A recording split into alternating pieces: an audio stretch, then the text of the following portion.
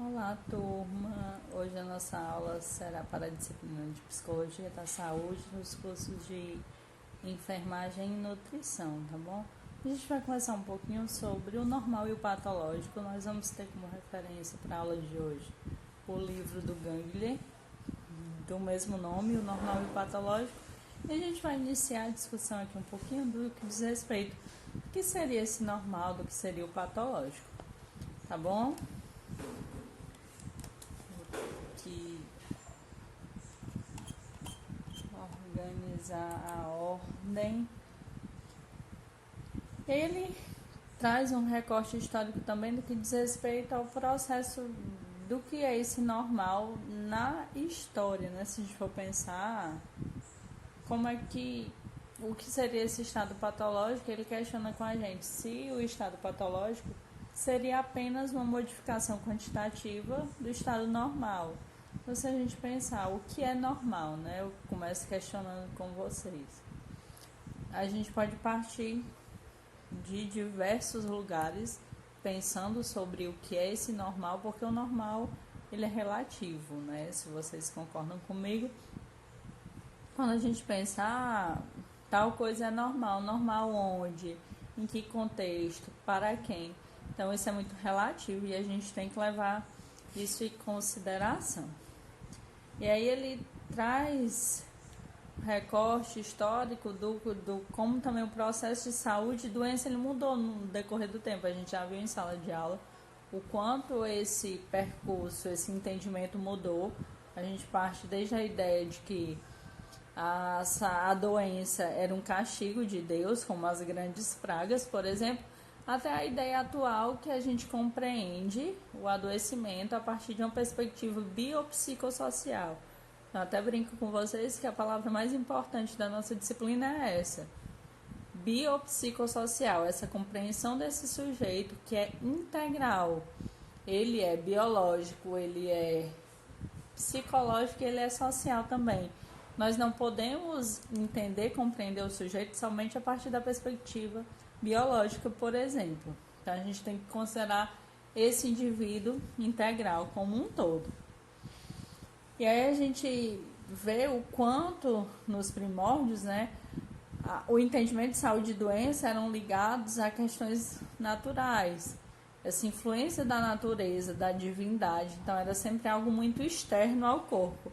Só depois de um movimento histórico mesmo e dentro do conhecimento científico é que se passou a conhecer como a doença ela poderia surgir de outras formas, inúmeras outras formas, na verdade, e não somente a partir desse entendimento de algo externo, de um castigo, que assim seja. E aí tinha-se a ideia no início de que os organismos eles criavam as doenças para se curar. Então era uma ideia também de autorregulação, se a gente for pensar a partir dessa perspectiva. O organismo ele está com alguma necessidade específica e a partir disso ele gera um adoecimento para que ele volte ao seu funcionamento normal. Vamos usar aí as aspas porque a gente está justamente problematizando esse conceito de normal. E aí ele vai dizer, vai questionar com a gente como é esse fenômeno de estar doente, como é se sentir doente. Eu acho que isso é uma pergunta válida até os dias atuais, porque muito da doença vai do entendimento do sujeito que está adoecido.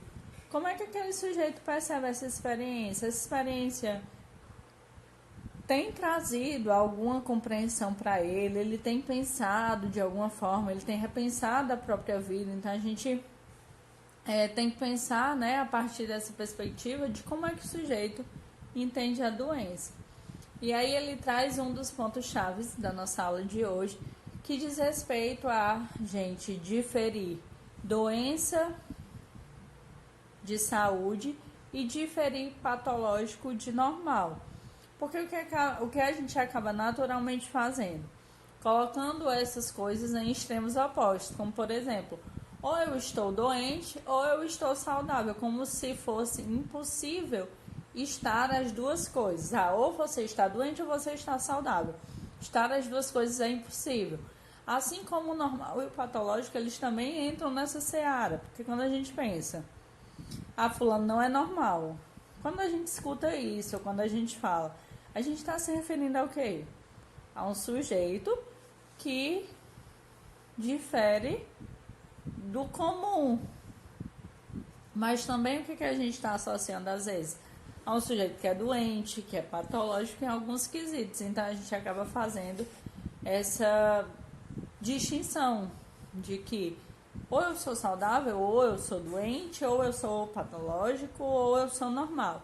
Então a gente tem que problematizar, principalmente nós na área da saúde, a gente tem que ter essa visão ampliada e essa visão crítica principalmente. Não trazer tudo que o senso comum entende como certo, como correto para a nossa realidade. Porque cada realidade é uma, né? Então a gente precisa compreender, na verdade, a realidade daquele sujeito que chega para a gente, que é o nosso principal objetivo. Bom, e aí, seguindo um pouquinho, a gente tem uma ideia do Nietzsche, que é um autor muito conhecido dentro da psicologia, e o Nietzsche ele traz a seguinte citação. Ele faz a reflexão, na verdade. O valor de todos os estados mórbidos consiste no fato de mostrarem, com uma lente de aumento, certas condições que, apesar de normais, são dificilmente visíveis no estado normal. Então, o que ele traz aí pra gente? Que quando a gente pensa a respeito do adoecimento, como, por exemplo, essa questão do Covid, né, que a gente está vivenciando. Quando a gente pensa no Covid, por exemplo, algumas coisas que eram para serem realizadas antes, como, por exemplo, higienização das nossas mãos, o uso de álcool para asepsia, enfim, alguns detalhes, a gente vê o quanto isso era menosprezado, então não era nem validado. Para que eu vou estar lavando a mão? Qual a importância disso? E diante de um estado mórbido, diante do adoecimento, essas coisas se configuram de uma outra forma. E por estarem configurando dessa outra forma, a gente vê que justamente esses estados mórbidos, como Nietzsche coloca, eles mostram as coisas com uma lente de aumento, uma proporção muito diferente. Por exemplo, as pessoas têm falado que quando terminar esse momento vão à praia ou vão curtir diferente, vão curtir as amizades, vão curtir as relações de uma maneira diferente. E o Nietzsche coloca que, na verdade, isso já era preciso num estado normal, só que necessitou-se desse adoecimento para que as pessoas pudessem perceber as coisas de uma maneira diferente, né? E aí, ele vai tratar mais especificamente no que diz respeito à psicopatologia, que é o estudo do adoecimento psíquico, né? Como é que a psicologia ela entende esse adoecimento e qual a reverberação desse adoecimento psíquico, por exemplo, na nutrição, na enfermagem, que são as áreas de vocês.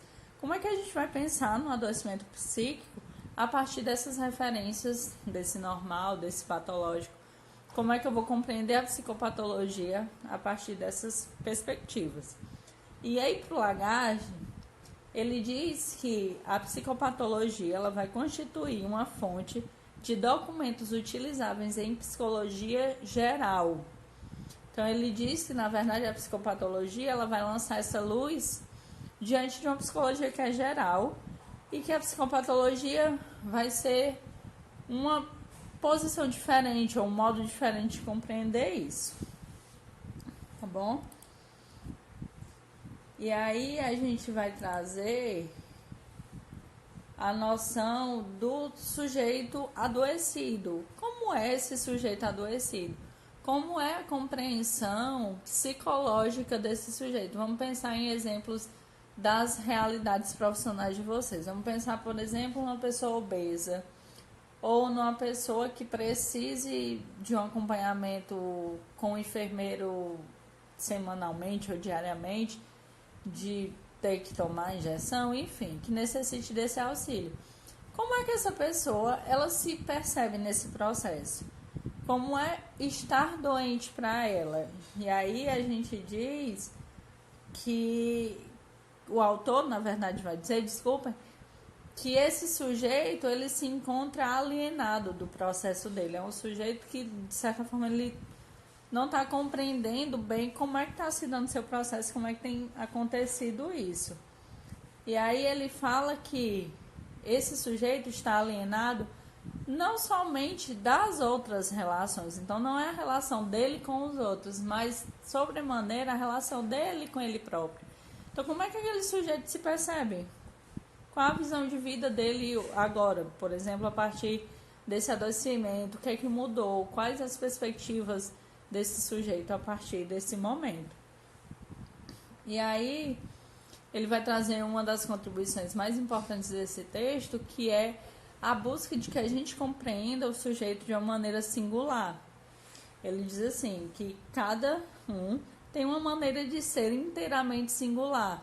E a gente tem que levar isso em conta, porque quando a gente pensa no sujeito, no homem, no nosso cliente, enfim, no nosso paciente, a gente tem que lembrar que é um sujeito que está ali diante da gente. Então, não vai estar diante da gente a obesidade, a pressão alta, a diabetes. Não, o que vai estar ali diante da gente é um sujeito que está em sofrimento por conta daquelas questões. Seja ele qual for o sofrimento, seja ele psíquico, seja físico, seja social. Lembrando que um sofrimento psíquico, por exemplo, afeta também as outras coisas.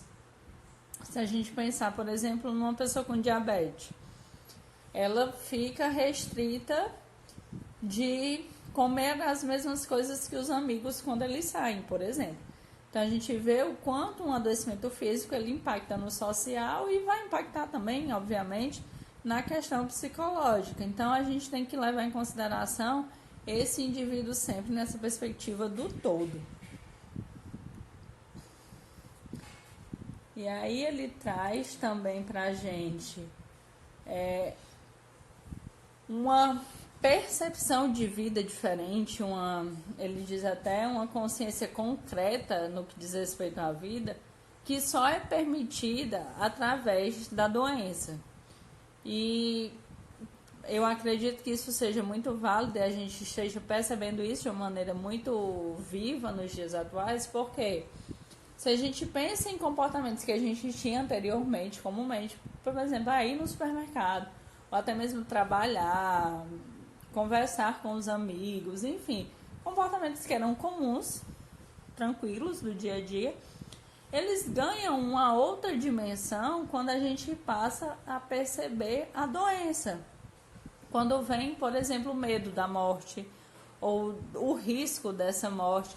Então a gente começa a perceber diferente algumas coisas da nossa vida e ele diz que, na verdade, a consciência concreta no que diz respeito à vida, ela só é possível por meio do adoecimento. E eu quero também que vocês comentem se vocês concordam ou não. Vocês acham que essa consciência ela só é possível por meio da doença ou vocês acreditam que não? Bom? E ele salienta a questão social envolvida no adoecimento. Então, por ser um texto de psicologia, agora a gente vai frisar também as outras perspectivas do adoecimento, não somente a questão física, mas como é que esse sujeito adoecido vai ter consequências na sua vida social como um todo. E aí ele traz uma questão muito importante e também eu ressalto o que a gente tem vivido em relação ao coronavírus, que é a ideia de isolamento. Então, nós estamos isolados, né? É para a gente estar, né, isolado socialmente. E essa noção de isolamento, eu não sei como é que vocês têm se sentido, mas o que eu tenho ouvido de muitos relatos são sensação de ansiedade, angústia, vontade de chorar, desmotivação. Então, são várias repercussões por conta desse isolamento social. E o autor traz para a gente que a doença isola. Então, por estar doente, a gente já se isola, seja qual doença for. E aí eu estou usando o exemplo do coronavírus, né, do Covid-19, porque está muito próximo da gente, é algo que está sendo falado toda hora. Mas ele traz uma outra questão, que mesmo se esse isolamento não afasta os homens, mas ao contrário, os aproxima do doente, nenhum doente perspicaz pode ignorar as renúncias e limitações que os homens saudáveis, os homens sãos, impõem a si mesmos para deles se aproximarem. Então, o que o autor traz também? Um peso social para esse doente, porque aqui a gente já não pode pensar no Covid, porque quem está adoecido, quem está acometido, na verdade, por essa doença, não pode ter visitas, né? Mas vamos pensar na pessoa com câncer, por exemplo. Uma pessoa com câncer, ela pode perceber que ao invés de isolamento, esteja acontecendo o inverso. Só que, como o autor coloca, se ela for um pouco perspicaz, ela vai entender que essa aproximação das outras pessoas diz respeito muito mais à condição dela de doença. Então, não é a aproximação dela só por ela, seria por essa condição de doença. E isso pode ser um peso para a pessoa adoecida, que ela vai passar a carregar por conta disso. Então, a gente vê também como os adoecimentos, de uma forma geral, eles vão impactar a gente em diversas coisas, em diversas situações, e a gente não pode deixar de estar atentos a isso, porque o nosso cliente, o nosso paciente, ele vai estar nessa perspectiva como um todo. A gente não vai isolar, por exemplo, só o aspecto nutricional dele. Não, a gente vai atender a pessoa. A gente não vai atender somente a alimentação dela. Então, a gente tem que buscar sempre essa perspectiva de compreensão do todo. E aí, ele continua. A gente vai ter também um momento para discutir, para conversar sobre esse texto na aula online. Esse vídeo é introdutório no que diz respeito ao assunto, mas para concluir o pensamento no que diz respeito a esse vídeo, eu gostaria que a gente agora pensasse um pouquinho, problematizasse o conceito de normalidade. O que é ser normal? E aí a gente tem a definição do nosso dicionário brasileiro. Ele diz que normal é um adjetivo de 2 gêneros e ele vai trazer aqui algumas condições. Primeiro, que é conforme a norma, a regra regular. Então, a gente tem associado a ideia de normal o que é regular. E aí ele vai trazer que também é o que é usual, comum, natural. Então, o que é normal é o que é natural, o que é comum. Aí eu vejo que todo mundo faz atividade física. Então, fazer atividade física é normal, porque é comum. E aí tem o item 3, que vocês vão poder acompanhar pelo slide da aula 8. Vocês vão poder ver que o item 3 é um dos que mais chama a nossa atenção, porque ele vai dizer o seguinte, que normal é aquele sem defeitos ou problemas físicos ou mentais. Então, aí, nesse item especificamente, a gente já vai ter uma questão muito mais profunda incluída, porque quando a gente diz que normal é quem não tem problemas físicos ou mentais, a gente considera que, por exemplo, um deficiente físico, ele é anormal, porque ele tem, na verdade, um problema físico. Se a gente pensar numa pessoa com esquizofrenia, com depressão, com toque, enfim, qualquer adoecimento psíquico, essa pessoa também não vai ser considerada normal. E a gente vê o quanto é isso que o senso comum faz, ele se apropria disso muito fortemente. Ah, fulano não é normal. Vocês já devem ter ouvido alguém dizer, fulano não é normal. O que é? Por que ele não é normal? O que é não ser normal dele, né? O que é essa característica de anormalidade desse sujeito? E aí no item 4 ele diz, cujo comportamento é considerado aceitável e comum. Então, Então tem essa noção também de aceitação social. Aí é normal que as mulheres andem de biquíni na praia. Isso é normal. Mas andar de biquíni na faculdade já não é normal, já não é considerado aceitável, não é comum. A gente fala isso. Então a gente vê o quanto essa ideia de normalidade também ela vai permear muito fortemente esse processo de adoecimento da pessoa que chegará até a gente, que chega até mim hoje. Porque essa pessoa que chega compreendendo o seu processo de saúde ou adoecimento, ela vem permeada por essa compreensão do que é normal para a sociedade. Então não é difícil, por exemplo, chegar algum paciente com o discurso, eu não sou normal. E aí, a partir de que parâmetro ele traz isso? O que é ser normal? Que referência de normal ele tem? Então, trazer a conscientização desse sujeito e não aliená-lo no processo que é nosso, muitas vezes. Também não incluir ele numa categoria X, fulano é isso, e como se isso bastasse para que a gente compreendesse o sujeito. A gente sabe que não. Não é uma característica dele que vai dizer de toda a sua complexidade. Então a gente tem que levar em conta esse sujeito como um todo. Eu ressalto mais uma vez o sujeito biopsicossocial. Esse sujeito que é compreendido a partir de diversas perspectivas. Então a gente tem que considerar que ser diferente tinha... Antigamente, eu não lembro o ano, mas tinha uma campanha que era das pessoas portadoras de síndrome de Down, que dizia: ser diferente é normal.